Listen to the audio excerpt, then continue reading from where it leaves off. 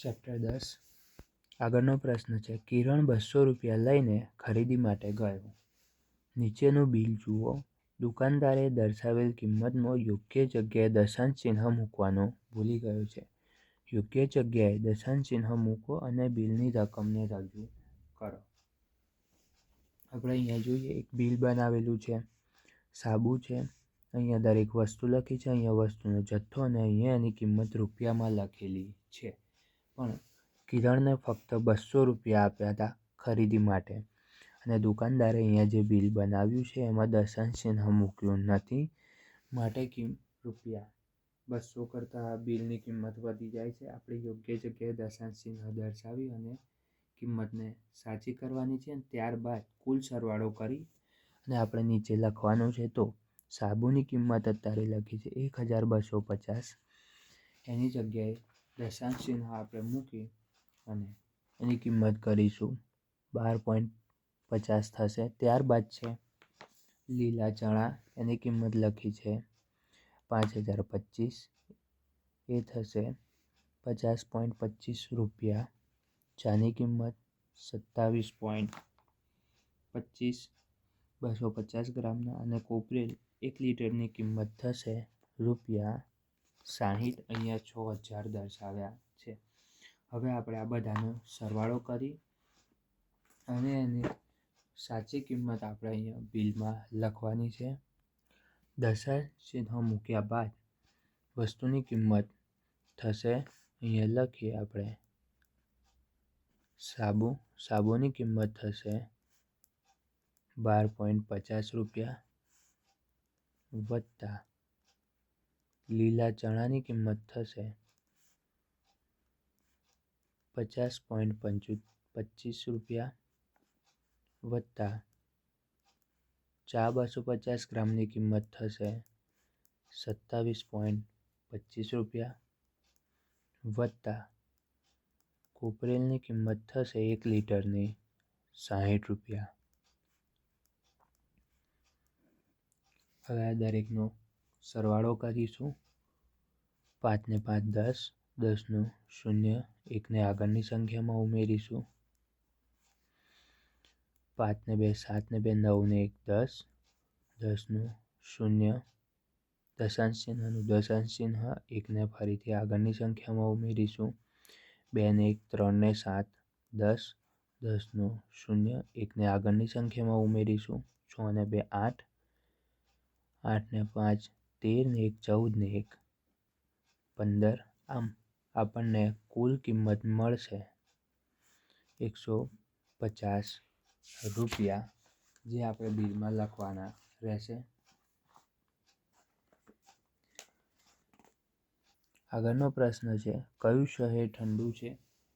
અહીંયા એક વ્યક્તિ છે જે કહે છે હું હિમાચલ પ્રદેશમાં રહું છું, ત્યાં શિયાળામાં તાપમાન 2°C જેટલું થઈ જાય છે. કેટલીક વાર પાણીની પાઇપોમાં પણ બરફ જામી જાય છે. જ્યારે બીજી વ્યક્તિ છે એ કહે છે પરંતુ હું રાજસ્થાનમાં રહું છું, જ્યાં તાપમાન 48°C સુધી પહોંચી જાય છે. અહીં બહુ જ ગરમી હોય છે. પાણી લાવવા માટે ઘણા કિલોમીટર ચાલીને જવું પડે છે. આપણને આગળના પેજ પર એક નકશો દર્શાવ્યો છે અને પૂછેલા પ્રશ્નોના આપણે નકશો જોઈ અને જવાબ આપવાના છે. અહીંયા કીધું છે કે 16 જાન્યુઆરી 2008ના રોજ બપોરે 3 વાગે દરેક શહેરનું તાપમાન અહીંયા નોંધવામાં આવ્યું છે. પહેલું છે બપોરે 3 વાગે કયા સ્થળનું તાપમાન સૌથી વધુ હતું? તે જ સમયે કયા સ્થળનું તાપમાન સૌથી વધુ ઠંડુ હતું એ દર્શાવવાનું છે. ત્યારબાદ છે મુંબઈનું તાપમાન શ્રીનગરના તાપમાન કરતાં કેટલું વધારે હતું? આગળ પૂછ્યું છે તિરુવનંતપુરમમાં તાપમાન 40° સુધી પહોંચે તે માટે તાપમાનમાં કેટલા ડિગ્રીનો વધારો જોઈએ? સૌપ્રથમ આપણે નકશામાં જોઈએ તો શ્રીનગરનું તાપમાન છે 8.1°C, જયપુરનું તાપમાન છે 23.2°C, ભોપાલનું છે 25.9°, કલકત્તાનું 26.6°, ગુવાહાટીનું છે 24.8°, ચેન્નઈનું 29.9°, તિરુવનંતપુરમનું 33.5° અને મુંબઈનું તાપમાન છે 35.1°. હવે આપણે દરેક પ્રશ્નનો જવાબ આપવાનો છે. પહેલો પ્રશ્ન આપણને પૂછે છે બપોરે 3 વાગે કયા સ્થળનું તાપમાન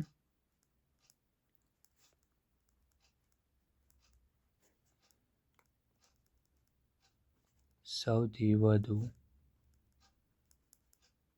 હતું અને તે જ સમયે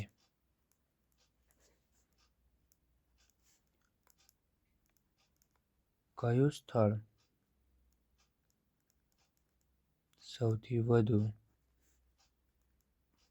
ઠંડુ હતું. તો આપણે નકશામાં જોયું એ મુજબ બપોરે 3 વાગે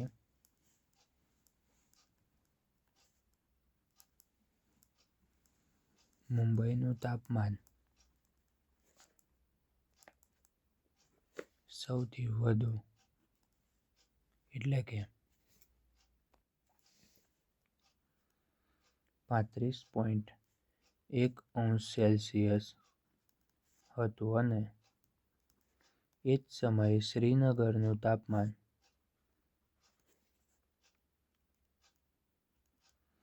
સૌથી ઓછું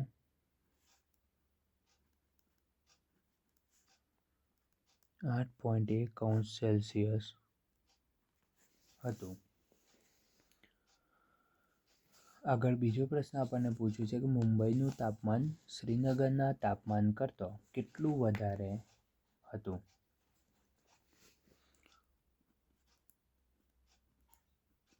મુંબઈનું તાપમાન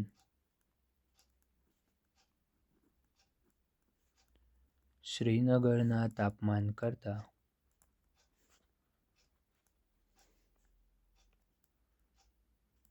કેટલું વધારે હતું. તો આપણને નકશામાં આપ્યું છે મુંબઈનું તાપમાન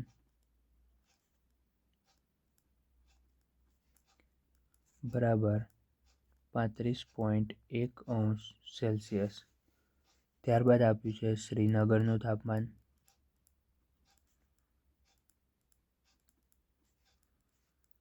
8.1°C. હવે આપણે કોનું તાપમાન વધારે છે એ જોવા માટે બંને તાપમાન વચ્ચેનો તફાવત મેળવીશું. માટે તફાવત બરાબર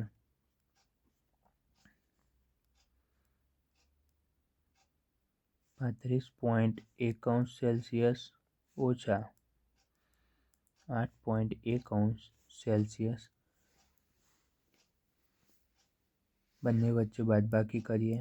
35.1 ઓછા 8.1, એકમાંથી એક બાદ કરતાં 0, દશાંશ ચિહ્નનું દશાંશ ચિહ્ન, 5માંથી 8 બાદ ના કરી શકાય માટે 3 દશક પાસેથી 1 દશક લઈ અહીંયા મૂકીશું. 10 ને 5 15માંથી 8 જાય તો 7, 2 ના 2 આમ 27.0 એટલે કે 27°C.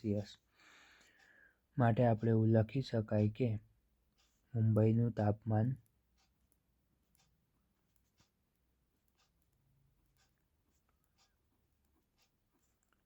શ્રીનગરના તાપમાન કરતાં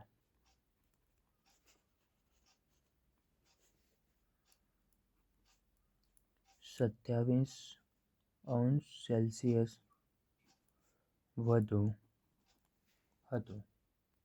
આગળ આપણને પૂછ્યું છે તિરુવનંતપુરમમાં તાપમાન 40°C સુધી પહોંચે તે માટે તાપમાનમાં કેટલા ડિગ્રીનો વધારો જરૂરી છે.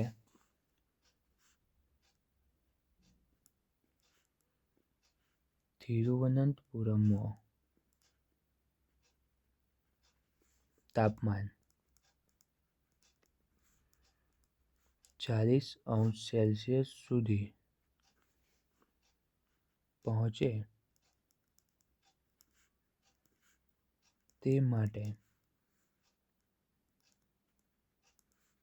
કેટલા ડિગ્રીનો વધારો જરૂરી છે. સૌપ્રથમ આપણે જોઈએ તો તિરુવનંતપુરમનું તાપમાન આપણને કેટલું આપ્યું છે નકશામાં 33.5°C.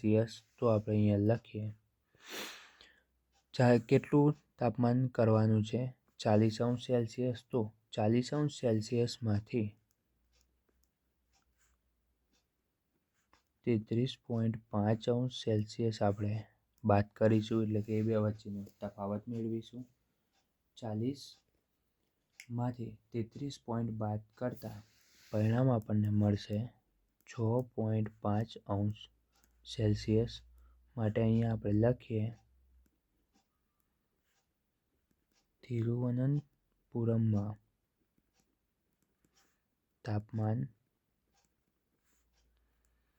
40°C સુધી પહોંચે તે માટે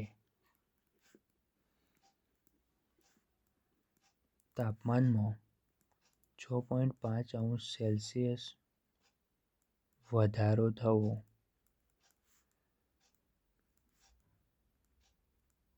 જરૂરી છે.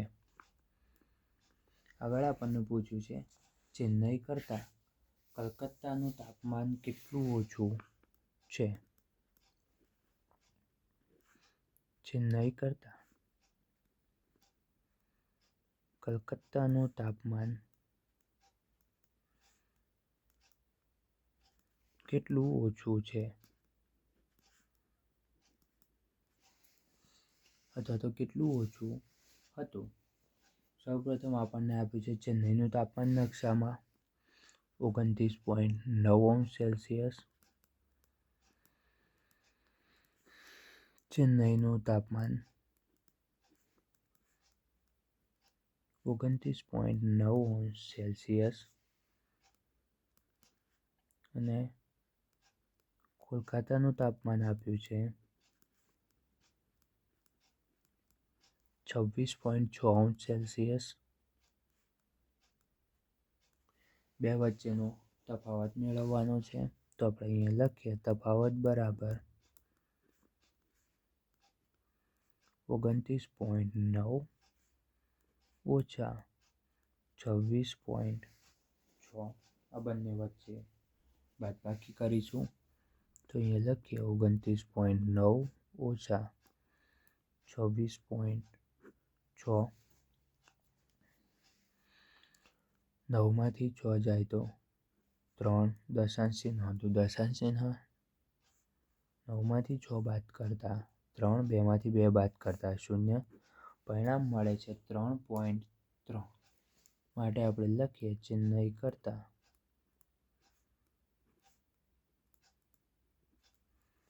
કોલકાતાનું તાપમાન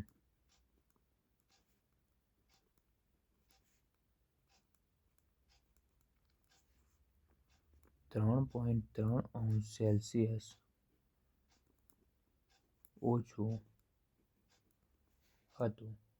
આગળ આપણને એક કોષ્ટક આપવામાં આવ્યું છે અને કહેવામાં આવ્યું છે કે આ જ દિવસે સવારે 3 વાગ્યે પણ આ શહેરોના તાપમાન નોંધવામાં આવ્યા હતા. હવે આપણને એક કોષ્ટક દર્શાવ્યું છે અને કીધું છે કોષ્ટક જુઓ અને પ્રશ્નોના જવાબ આપો. અહીંયા આપણને એક કોષ્ટક દર્શાવવામાં આવ્યું છે. અહીંયા શહેરનું નામ છે, સવારે 3 વાગ્યાનું તાપમાન છે. સૌપ્રથમ જોઈએ ચેન્નઈનું તાપમાન હતું 21.1°C, મુંબઈનું 19°C, તિરુવનંતપુરમમાં 21.6°C, કલકત્તામાં 13.1°C, ભોપાલમાં 9.8, શ્રીનગરમાં 1.3, ગુવાહાટીમાં 12.8 અને જયપુરમાં 10.2°C. આટલું તાપમાન દરેક શહેરોમાં સવારે 3 વાગ્યે નોંધવામાં આવેલું. હવે આગળ આપણને પ્રશ્નો પૂછ્યા છે જેના આપણે જવાબ આપવાના છે. જેમાં પહેલો પ્રશ્ન આપણને પૂછ્યું છે કે સવારે 3 વાગ્યે કયા સ્થળનું તાપમાન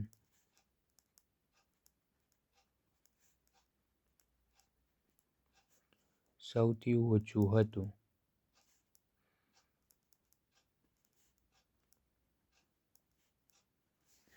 આપણે કોષ્ટકમાં જોયું એ મુજબ શ્રીનગરનું તાપમાન સૌથી ઓછું હતું. તો જવાબમાં લખાય સવારે 3 વાગ્યે.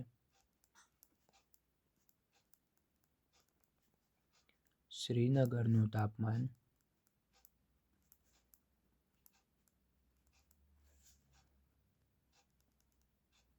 સૌથી ઓછું હતું.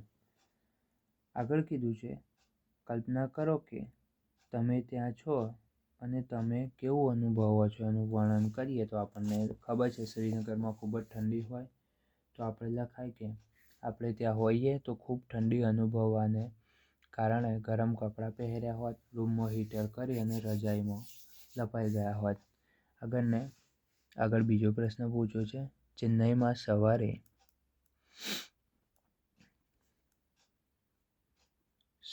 3 વાગે તથા બપોરે 3 વાગે માપેલ તાપમાન વચ્ચે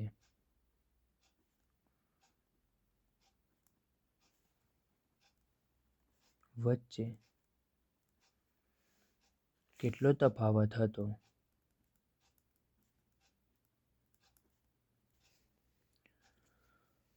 તો અહીંયા લખીએ ચેન્નઈમાં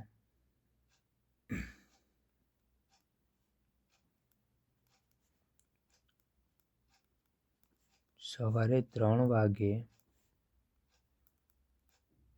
માપેલ તાપમાન બરાબર 21.1 સેલ્સિયસ તથા બપોરે 3 વાગે માપેલું તાપમાન બરાબર 29.9 સેલ્સિયસ. આપણે આ બે વચ્ચેનો તફાવત મેળવવાનો છે, તો અહીંયા લખીએ તફાવત બરાબર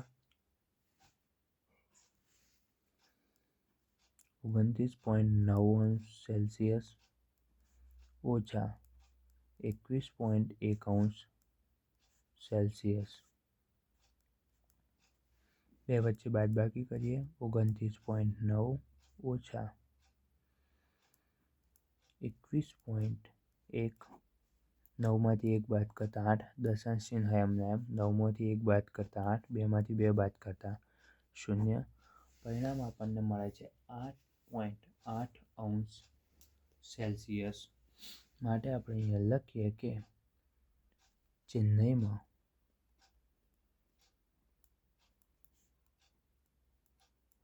સવારે અને બપોરે 3 વાગે માપેલ તાપમાનમાં 8.8 સેલ્સિયસનો તફાવત જોવા મળે છે. આગળ આપણને કીધું છે કે આવો જ તફાવત ભોપાલમાં કેટલો હશે? તો એના માટે આપણે સૌપ્રથમ ભોપાલનું સવારનું 3 વાગ્યાનું તાપમાન અને બપોરનું 3 વાગ્યાનું તાપમાન મેળવીશું અને ત્યારબાદ બે વચ્ચેનો તફાવત મેળવીશું. તો લખીએ આવો જ તફાવત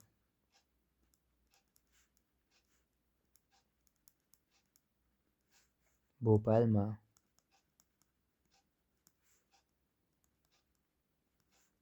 કેટલો હશે?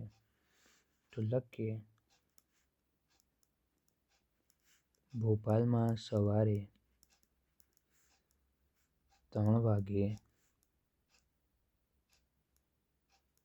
માપેલું તાપમાન બરાબર આપણને આપ્યું છે 9.8 સેલ્સિયસ. ત્યારબાદ છે બપોરે માપેલ તાપમાન બરાબર 25.9 સેલ્સિયસ. આ બે વચ્ચેની બાદબાકી કરવાની. 25.9 સેલ્સિયસ ઓછા 9.8 સેલ્સિયસ. જો આપણે આ બંને વચ્ચેનો તફાવત મેળવીએ તો આપણને પરિણામ મળે 25.9 ઓછા 9.8, 9માંથી 8 બાદ કરતાં એક દશાંશ ચિહ્ન એમને એમ 5માંથી 9 બાદ ના થાય, માટે 2 દશકમાંથી 1 દશક લઈશું. 10 ને 5 15, 15માંથી 9 બાદ કરતા 6, એક એમને એમ 16.1° તાપમાન મળ્યું, માટે લખાય તફાવત બરાબર 16.1° મળે. અહીંયા આપણું ચેપ્ટર 10 પૂરું થાય છે. આગળનું ચેપ્ટર છે ક્ષેત્રફળ અને પરિમિતિ, જે આગળના વિડીયોમાં જોઈશું.